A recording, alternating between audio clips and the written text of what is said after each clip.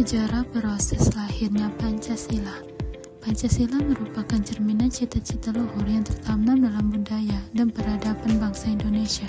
Bukan sekedar dasar frasa, Pancasila memegang peranan penting dalam kehidupan berbangsa dan bernegara sebagai landasan negara. Sidang BPUPKI dan Piagam Jakarta. Pada tanggal 29 Mei sampai 1 Juni 1945 diadakan sidang BPUPKI atau Badan Penyelidikan Usaha-usaha Persiapan Kemerdekaan Indonesia.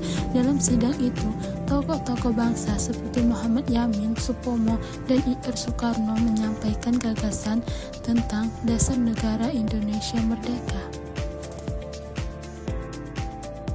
Hingga akhirnya pada 1 Juni 1945, Ir Soekarno mengusulkan 5 dasar negara yang kemudian dikenal sebagai Pancasila. Setelah sidang dibentuk Panitia 9 yang merumuskan Piagam Jakarta pada 22 Juni 1945. Piagam ini menjadi dasar perumusan pembukaan Undang-Undang Dasar 1945 dan akhirnya Pancasila disahkan pada 18 Agustus 1945 oleh PPKI sebagai dasar negara Indonesia. Nilai-nilai Pancasila yang tercermin dari proses lahirnya Pancasila, kita bisa melihat nilai-nilai penting yang terkandung di dalamnya, yaitu 1. Nilai persatuan karena para pendiri bangsa rela berkorban dan menurunkan ego kelompok demi persatuan Indonesia. 2. Nilai musyawarah dan mufakat karena keputusan diambil melalui diskusi dan kesepakatan bersama.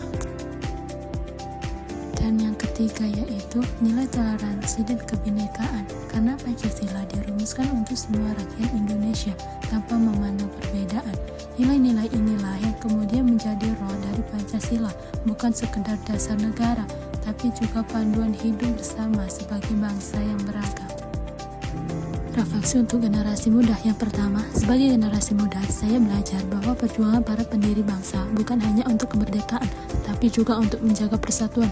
Yang kedua, dari sejarah lahirnya Pancasila, kita diajarkan untuk menghargai perbedaan, berdialog dengan damai, dan menunjukkan rasa persaudaraan. Yang ketiga, nilai-nilai Pancasila masih sangat relevan hari ini. Misalnya, saat kita bersikap toleran, saling membantu, dan menjaga kerukunan di sekolah maupun di masyarakat. Yang keempat, kalau generasi muda bisa mengamalkan Pancasila, Indonesia pasti akan semakin maju dan damai.